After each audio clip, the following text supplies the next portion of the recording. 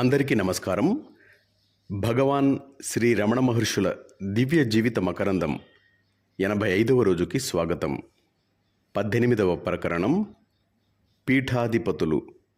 భగవాన్ శ్రీ రమణ మహర్షిని దర్శించిన పీఠాధిపతుల గురించి విందాం. మొదటగా పూరీ పీఠాధిపతులు.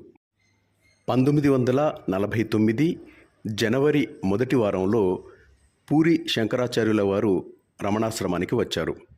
వారి రాక గురించి ముందే తెలిసి ఉండడం చేత సర్వాధికారి తగిన ఏర్పాట్లన్నీ చేయించారు. భగవాన్ సోఫాను వ్యాఘ్రాజనంతో అలంకరించారు. ఆచార్యుల వారికి కూడా తగు రీతిలో భగవాన్ పక్కనే ఆసనం వేశారు. సరిగ్గా మధ్యాహ్నం 3 గంటలకు భగవాన్ పద్మాసనంలో మౌన ముద్రతో కూర్చున్నారు. శిష్యులు వెంటరాగా ఆచార్యుల వారు భగవాన్ను సమీపించి వందనం చేశారు. భగవాన్ ఆదరపూర్వకంగా శిరఃకంపనం చేసి వారి కోసం ఏర్పాటు చేసిన ఆసనం మీద కూర్చోవలసిందిగా సౌంజ్ఞ చేశారు. కానీ వారు దానిపై కాక కృష్ణాజనంపై కూర్చున్నారు.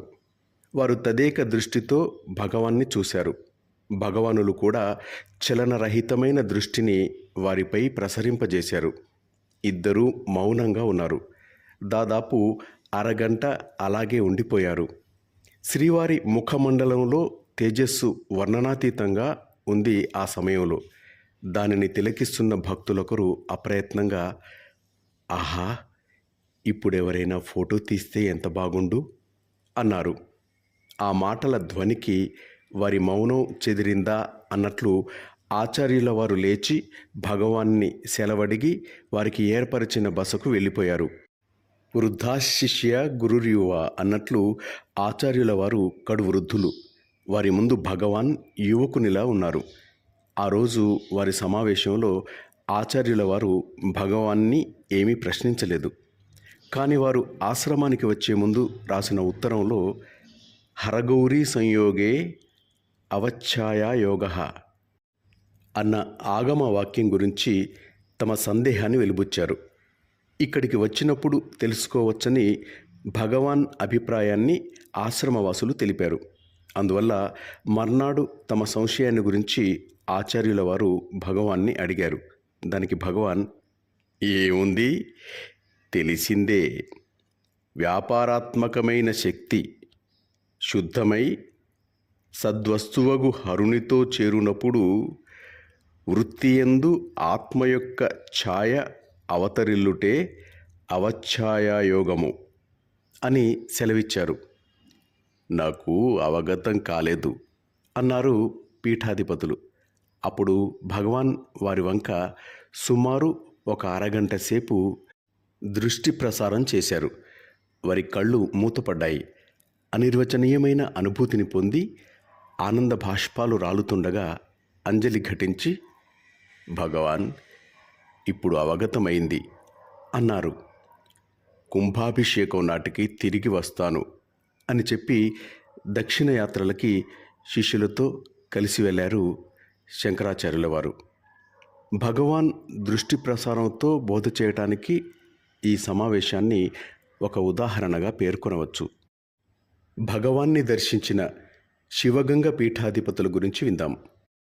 శృంగేరి శాఖ అయిన శివగంగ పీఠాధిపతులతో శ్రీ రమణుల సమావేశ సంఘటన గురించి శ్రీ రమణులు ఈ విధంగా చెప్పారు. అదొక విచిత్రమైన సన్నివేశం. వారు శిష్యులతో వచ్చి తిరువణ్ణామలైలోని సత్రంలో బస చేసి నన్నక్కడకు రమ్మని ఆహ్వానించారు. మనమేమి పండితులమా పోయేందుకు, ఏమీ అర్హత ఉందని రానన్నాను. వారది విని తామే శిష్యులతో సహా బయలుదేరి పెద్ద పళ్ళెంలో సరిగంచు శాలువ 116 రూపాయలు పెట్టుకొని నా వద్దకు రావాలని కొండ ఎక్కుతూ ఉంటే, నేను ములైపాలు తీర్థం వద్ద నుండి కమండలం పుచ్చుకొని విరూపాక్ష గుహకు వెళుతున్నాను. ఆ మధ్యన ఉన్న వృక్షం దగ్గర ఉభయులం కలుసుకున్నాం. వారు పళ్ళెం నా ముందు పెట్టి, స్వామి, ఇది తాము స్వీకరించాలి అంటే నేను సమ్మతించలేదు. కడకు డబ్బు వారే తీసుకొని శీతాకాలంలో కప్పుకోవటానికి ఉపయోగిస్తుంది, శాలువా గ్రహించండి అని తొందరించారు. తిరస్కారం కూడదని అది మాత్రం తీసుకొని సరిగంతా చింపి ఉంచి అంచులు కుట్టి కప్పుకుంటూ వచ్చాను. ఆ సరిగా మొన్నటి వరకు ఇక్కడే ఉండాలి. వారు వెంటనే వెళ్ళిపోయారు. అప్పటికే చాలా వృద్ధులు. ఇక్కడికి వచ్చి వెళ్ళిన కొద్ది రోజులకే వారు సిద్ధి పొందారు. అప్పుడు వారేమైనా భగవాన్ని ప్రశ్నించారా అని ఒక భక్తుడు భగవాన్ని అడగ్గా భగవాన్ ఈ విధంగా చెప్పారు. ప్రశ్నించడానికి ఏముంది?